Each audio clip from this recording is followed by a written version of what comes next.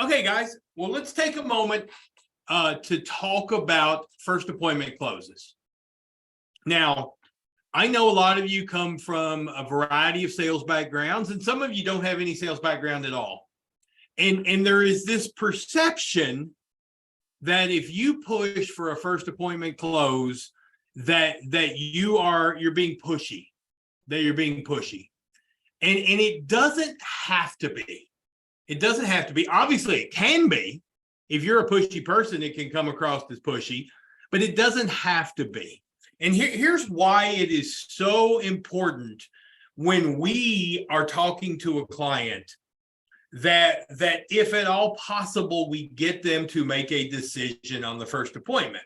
And it's because our product is very different than most of the other products that people sell. It's different in a lot of ways. The first thing is, it is a topic that most people do not understand. Most business owners don't understand advertising. They know they need it, but they don't understand it, so they're afraid of making a decision about it. And obviously, when we're asked to make a decision about something that we don't understand, we kick the can down the road. Every single one of us does it every single day. When we're asked to make a decision about something we don't understand, we delay making a decision. Now, the reason that's relevant to what we do is our product requires an understanding of targeted advertising for them to see the value in it. Most media in the world, most media advertising besides us, is always sold on a cost per thousand basis. Now, what that means is, how much is it going to cost me, Mr. Business Owner, to reach 1,000 eyeballs?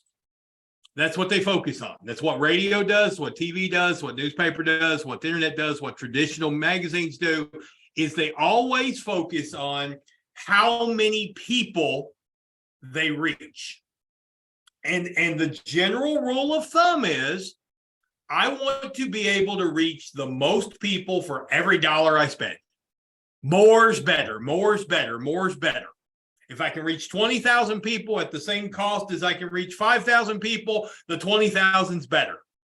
That's the world that most people who've ever bought advertising come from. And then we walk in and say, no. More is not better. Better is better. Better is better. And we focus on a better clientele, which drives their profit. Now, in order for them to understand how a magazine that goes to 3,000 homeowners is a better investment of their money than a TV ad, which goes to 1 million, requires them to actually understand what we're doing and understand a level of business that they're not used to. So as you go through your presentation, you're educating them about why we're a better investment. And when you get to it, when you ask that booking question, is this a market that's important to you? And you ask that second booking question, can you think of a better way to reach them? That is their acknowledgement that at that moment, they understand why, if they want to reach this market, we're the best tool for it. That's when they have the clearest understanding of our product. From that point forward, everything starts to backslide because they start to forget why they thought that way. And we just always forget it. The general rule of thumb is people lose about 25% of what they know about something for every day that they're not reinforced. Their information is not reinforced. So by the next day, they only remember about 75% of what you told them. And then by the next day, they only remember about 75% of that 75%. And it keeps getting smaller and smaller for every day that passes until you show up a week later and here's what they remember. Yeah, he had a magazine that I kind of liked. They don't remember high-end homes. They don't remember direct mail. They don't remember family on the front cover. They don't remember targeted advertising. They don't remember branding versus advertising. What they remember a week later is you had a magazine they kind of liked. And unfortunately, that is never strong enough for them to overcome their fears and their uncertainty and their insecurities. And that's why you have the importance of closing that sale on the first appointment, or closing it within 24 hours and getting that second appointment and getting back in front of them before they have time to forget everything, is so important. And what happens is, if you don't do that, you end up with situations where you just keep kicking the can down the road. You go see them every week for a month and a half, nothing happens. You call them, eventually they stop answering your calls. It's because they've forgotten everything they liked about the magazine. And that's why that first appointment close is so valuable. So today I want to talk about, how do you make the first appointment close? I'm going to go through some steps and some secrets about how you make that happen. And so the first thing we're going to look at, let me share my screen here real quickly, is it all starts before you ever walk in. It starts with you expecting to make a sale. I talk with so many people who walk into a presentation not expecting to make a sale. And part of it's because they haven't made many first appointment sales, and part of it's because they don't think they're that person and they don't want to be pushy and all these different things. But you have to walk in expecting to make a sale. I mean, I'm just going to point this out. I mean, those of you, some of you are sports fans. And if, let's imagine those of you who are sports fans, you're watching a basketball game. And it's down to the wire. The score is tied, and there's no time left on the clock, and the guy's walking up to the foul line. Now, if he doesn't expect to make the free throw, what do you think the odds of him making the free throw are? Virtually zero. He's probably not even going to hit the rim because he doesn't expect to make it. Meanwhile, your top level guys, your LeBron James, your Michael Jordan, they walk up to the line without any doubt in their mind that it's going in. And as a result, it goes in more often. They're still going to miss a few. And when they do, they're disappointed. But that doesn't stop them from walking up to the line the next time expecting to make that free throw. It's what enables them to achieve the things they're able to achieve. So you walk in expecting to make a sale. I mean, have the client, if you need a physical representation to show yourself that you expect to make a sale, go ahead and fill out all the client information, name, address, all that stuff before you ever walk in. So you're ready for it and it's there. You have to walk in with that expectation or you're not going to. And I guarantee you, the people who regularly make first appointment sales walk into every presentation expecting to. Not because, and it's not a chicken and egg thing. They don't expect to because they've made sales. They make sales because they expect to. So start with that. Expect to make a sale on every presentation. Next thing, make sure all the decision makers are present if at all possible. If you're not asking that question on the phone, if you're not asking that question to start off your presentation, is everybody that's involved in this decision here? You have no chance of making a sale. Because we all know, if there is someone involved in making the decision who doesn't see the presentation, they're probably not going to buy. They're probably not going to buy. And we have to own that from the very beginning. The odds of that person you're meeting with relaying the information confidently and in a succinct enough fashion for the other person to understand why we're a good investment is very, very, very small. Now, there are things you can do to improve that, but it all starts with your best shot is having everybody there who's involved in the decision before you start your presentation. And sometimes, and we hate doing this, sometimes if they're not, you have to schedule a time to come back because you're just wasting your time if there's people involved in the decision that aren't able to be there.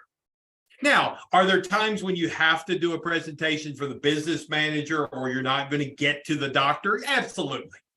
Absolutely. They're unavoidable, but you want to make sure you make every effort to make sure they're there. Next one, set expectations from the very beginning. Set the expectations in the client's mind that I'm going to ask you to partner with me today. My plan is to leave here with an agreement.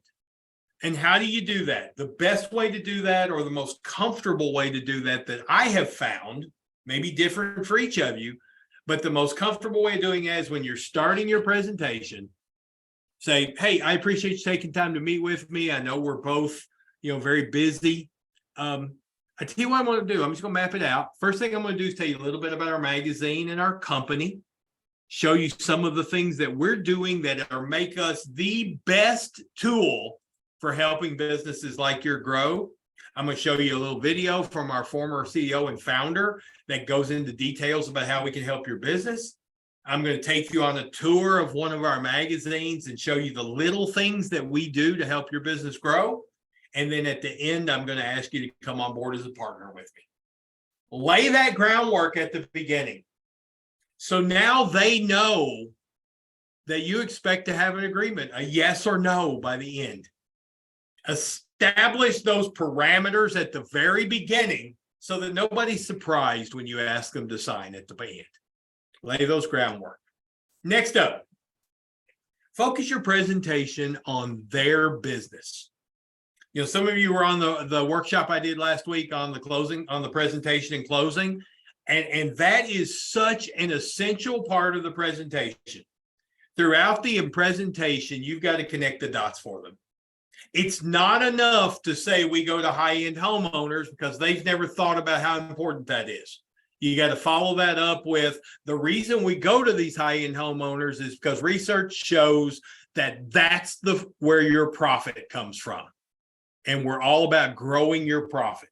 Every step of the way, connect the dots. How is this important to your business? Here's what you got to realize.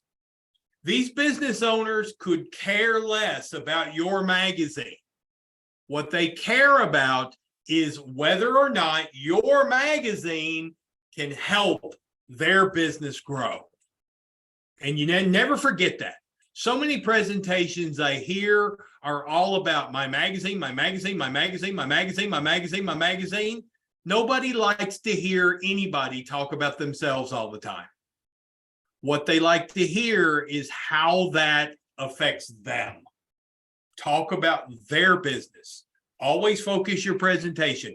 Every single slide, and I talked about this on the workshop last week, every single slide, you should emphasize what that says about our business, how that's relevant to their business, and why we do it better than everybody else. Because those are the brands you're trying to build in that customer's mind.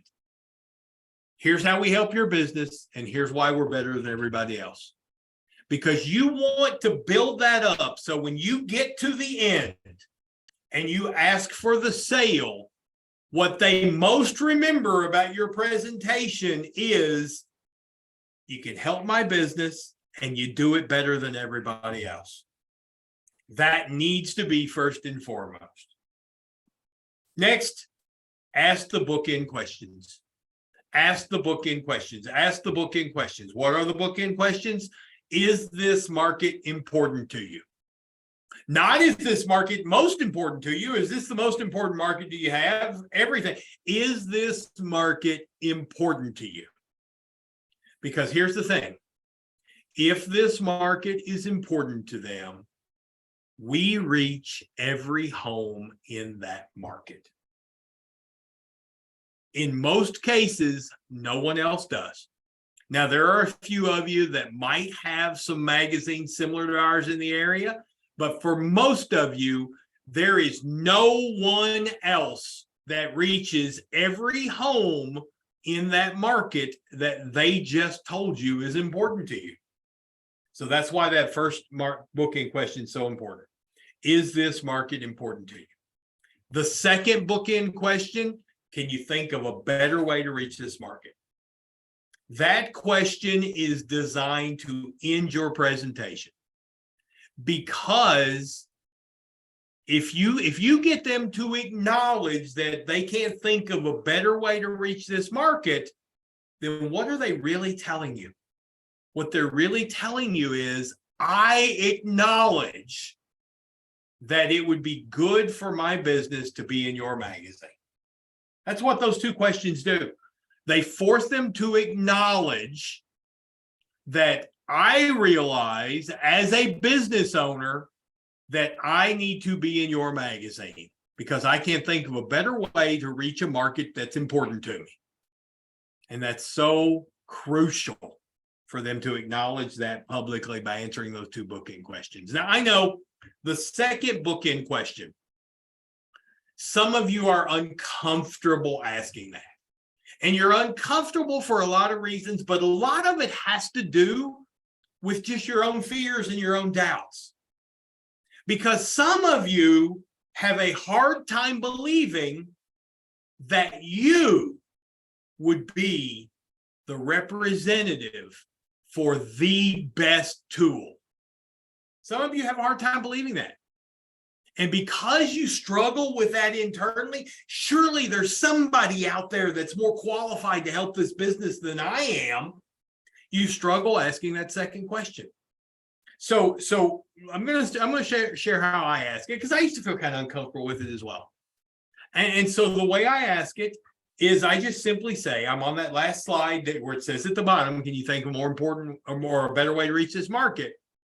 I simply set it up, as you can see, we have built this magazine based on a ton of marketing science to be the single best tool ever created to help you grow your business. Can you think of a better way to reach this market? And it's just such a natural thing. At that point, they're never going to say no, because you've pretty much told them what they should say. And so now they've answered those two booking questions. So next up, the third one. And this is one that I really, really encourage you to add to your presentation if you're not doing it, is as soon as you ask that second bookend question, can you think of a better way to reach this market? Immediately follow that up with, hey, I get the idea that you like the magazine. If money wasn't an issue, would you want to be a part of this magazine? If money wasn't an issue, would you want to be part of this magazine?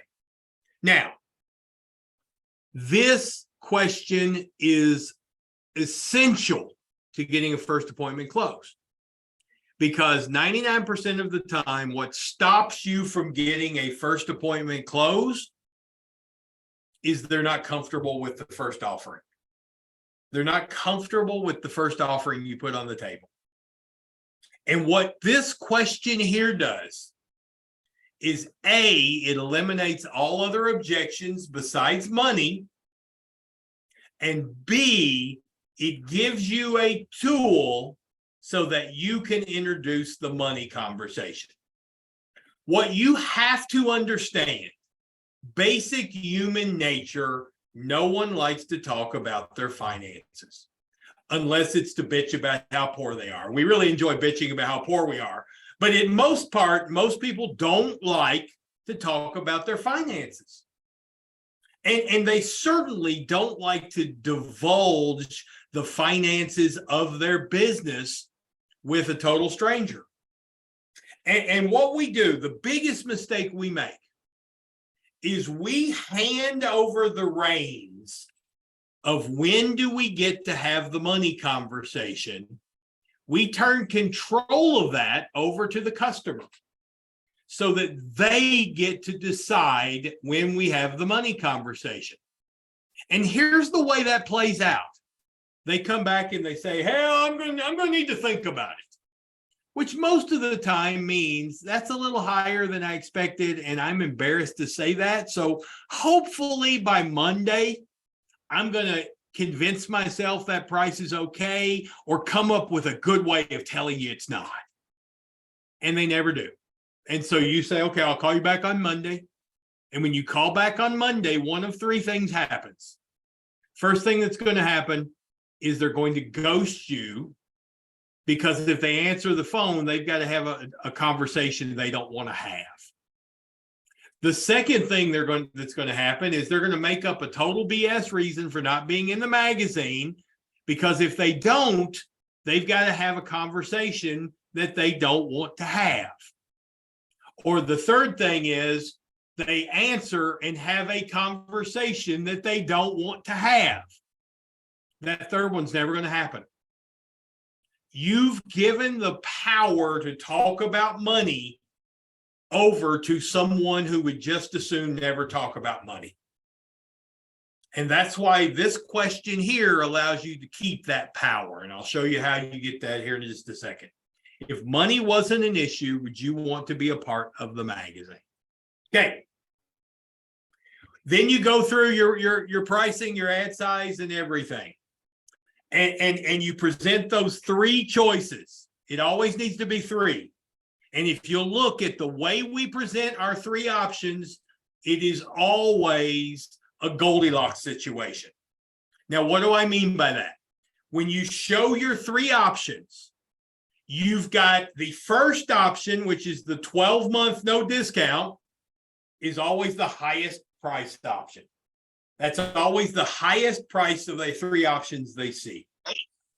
Option two, you've got the choice of the lowest price, the 3-year with the discounts, which is going to be the lowest price of the three. So you got a high price, the bed is too hard. Remember Goldilocks.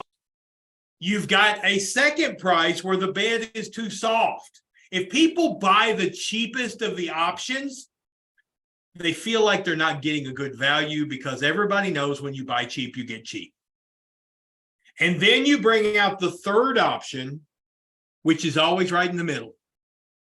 In most cases, it's the expert contributor, which is right with the discount, which puts it higher than the cheapest and lower than the most expensive. So it's right in the middle. And plus you get a whole lot of extra bells and whistles with the articles and everything else. So psychologically, it makes it very easy for them to pick that option among the other three. But maybe they don't. Occasionally, you may get somebody that just wants to go the cheapest. Or occasionally, you may get somebody that's so terrified of making a longer than a year commitment, they go with the highest. But whatever option they choose, you have to make sure before you go any further that it's down to one option.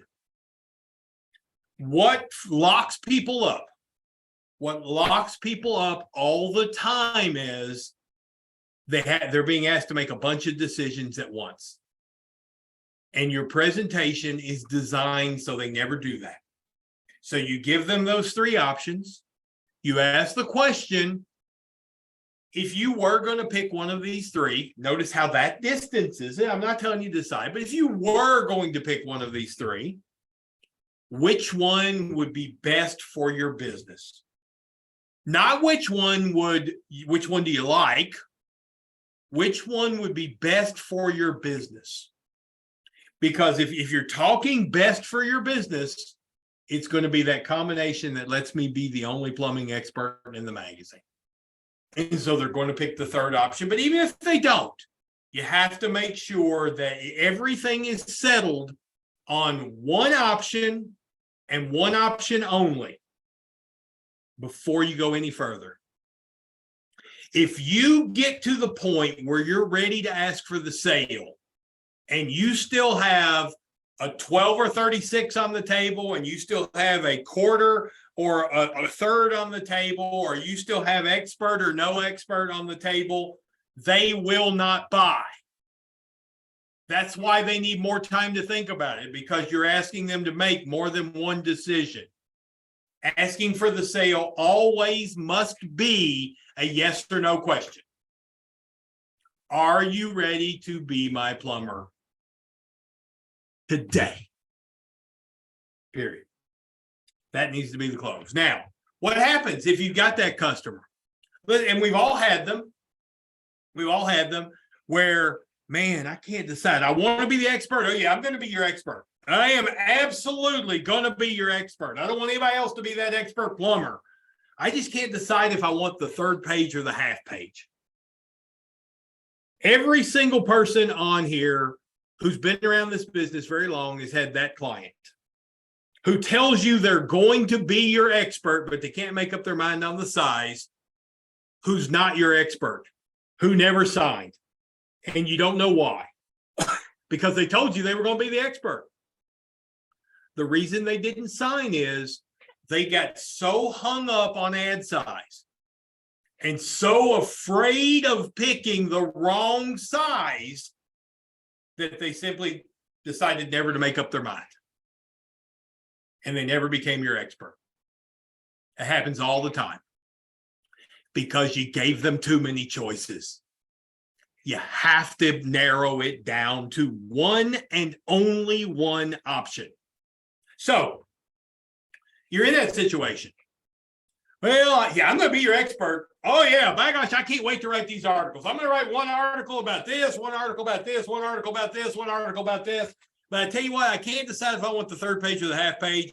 Can you check back with me on Monday and I'll tell you which one I want? Okay, we've all had that situation and they didn't buy.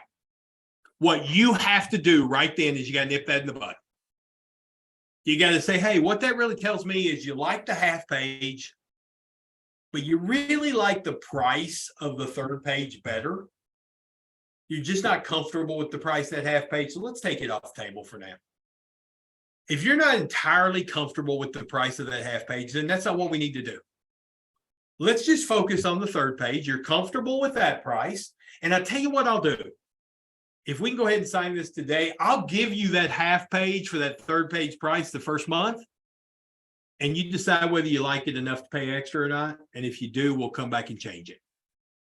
But let's start with what you're comfortable with, that third page.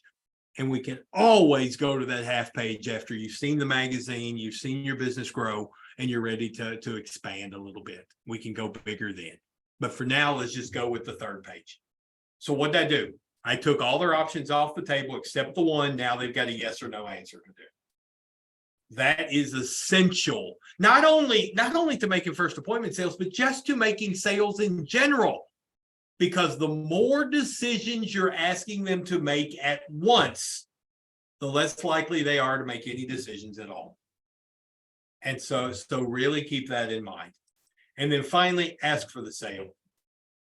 I can't tell you how many role plays I've done with publishers, even very successful publishers, who don't ask for the sale. They just do enough appointments to stumble into a sale occasionally, but you have to ask for it. And it's very simple. Are you ready? You know, if they choose the expert, are you ready to become my plumbing expert today? So I can stop worrying about getting a plumber. Boom. Are you ready to go ahead and commit to that third page ad today? And so we can go ahead and start mapping out the campaign so we can maximize your benefit from it. Are you ready to be my expert today so we can go ahead and map out what months you want to do articles and plan all that out? Develop your strategy. Are you ready to go ahead and get this community awareness ad done today so my designer can start working on your campaign to make it look amazing? I mean, you have to ask for the sale, and asking for the sale means right now or today. You got to have those words in there, and the answer needs to be yes or no. Yes or no. You've got one option on the table. Are you ready to do it today? Okay? I mean, like I said, if I hear presentations all the time, and here's what the close sounds like. Well, what do you think? That's not asking for the sale. That's asking for a 30-minute conversation that results in nothing. Well, do you like the magazine? That's not asking for the sale. They're not going to pull out their credit card until you say, pull out your damn credit card. And that's why that's why Dave Cohen, I love his closing question. Hey, are you ready to put that on your Visa or your MasterCard? I'd pick the one that has the most points, earns you the most points. Ask for the sale. And here's a little test that will tell me whether or not, and it'll tell you as well, whether or not you ask for the sale. What is your closing question? What is the question you use to ask for the sale? Because if you can't answer that question without thinking about it, you're not asking for the sale. Because when you ask for the sale every time, you automatically get in the habit of asking for the sale the same way every time. And if you don't know what that is, if you can't tell me exactly what you say to ask for the sale, you're not asking for the sale. Simple as that. So just ask yourself, do I know what my closing question is?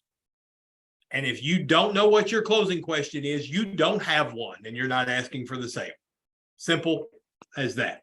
Now, if they say anything other than yes, if they say anything other than yes when you ask for the sale, what do you know? What do you know? This is where that question about if money wasn't an issue, would you be in the magazine, gives you power. Because just a minute ago, they said that if money wasn't an issue, they'd be in the magazine. And now they're saying something other than yes. What does that do? That tells you that at some level, money's the issue. Now the door is open for you to have a conversation about money. So as soon as they say anything other than yes, you just simply come back with, hey, just a minute ago, you said that if money wasn't an issue, you'd want to be in the magazine. Can I assume that you're just not comfortable with that price? Can I assume you're just not comfortable with that price? Now, what did I just do? I opened the door for the money conversation in a very positive way. Because if I say this, well, does that mean the price is too high? That feels attacking. I mean, they're insecure about their business ownership anyway. And that feels like you think their business is a failure. And that feels like it's a personal attack. Same thing goes for, can I assume the price is too high? Or can I assume you can't afford that? I mean, those are attacking questions. But on the other hand, when I say, can I assume you're just not comfortable with that price? That is a show of respect for their ability to make good decisions. Because they respect you, it shows you respect their business acumen, and you want something that's comfortable with. And they're always going to come back and say, yeah, that's probably a little more than I want to spend. And now the conversation is open. And now you can go one of two directions. You can go the standard, well, how much too much is it? Or you can use the modern, hey, are we in the ballpark? Are we out in the parking lot? Are we way out in outer space? Both of those questions result in the same answer. You're trying to get a sense of how much lower your next counter offer has to be. How much lower does the next counter offer have to be? If the guy is like, peeing himself and says, no, way, that's way out of my league, then you know you need to do quite a bit. You need to drop your size. You need to drop down from digital to basic. You need to do all these things. But if the guy says, okay, we're in the ballpark, then all you got to do is go back, change your pros to your premiums, maybe add a little extra on your first appointment discount and come back and say, hey, I tell you what, how's this sound? If we change your Google and your Facebook from our best to just our really good, and we can go ahead and make a decision today, I can bring that down from $11.75 a month down to $9.99. Are you more comfortable with $9.99 than you were $11.75? Okay, well, are you ready to be my plumber today, expert plumber today for $9.95, and we just make that happen? Well, ask again. Come back with a counter offer. What did I do? I took away three things.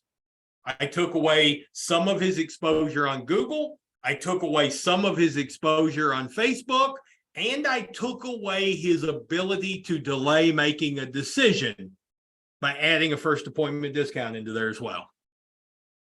So I took three things away, but I also am now saving him almost $3,000 a year on the contract because of that. And then what do? I ask for the sale again. Ask for the sale again. And continue to repeat that process, emphasizing that your goal is to help him find something he's comfortable with. Because he's already admitted he needs to be in the magazine when he answered the bookend questions. And your goal is to find something he's comfortable with. And that's why using such language, I love Ashley Ammon's language of when you present their offer saying, hey, just a reminder, we're starting at the top of the mountain. I'm showing you everything we have to offer to help your business grow. Don't ever use the word best, because there's people out there, if you tell them something is best, they're like, well, I only buy best.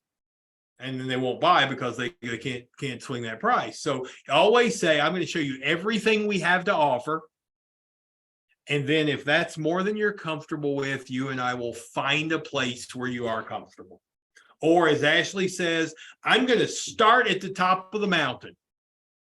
If it turns out that you're not comfortable up there, you and I will walk back down the path together until we find something you're comfortable with that will help your business grow. And then just keep doing that process and recognize that you are far better off leaving there with an 8th-page ad with basic digital than you are with a possibility of a 2-page center spread on Monday. Because that 2-page center spread is pie in the sky. Ain't going to happen. Just accept the fact it's not going to happen. You know, hope is a great thing. But in sales, hope is a killer. Because even though we've called 145 businesses back on Monday and not one of them ever bought, we still think the 146th one is going to be the one that we does. And we hope it's going to happen. When in reality, accepting that your best time to get a signature is always that first appointment. That's just when it is. And understanding that and building on that are essential. And then when you get to the end, always assume the community awareness ad.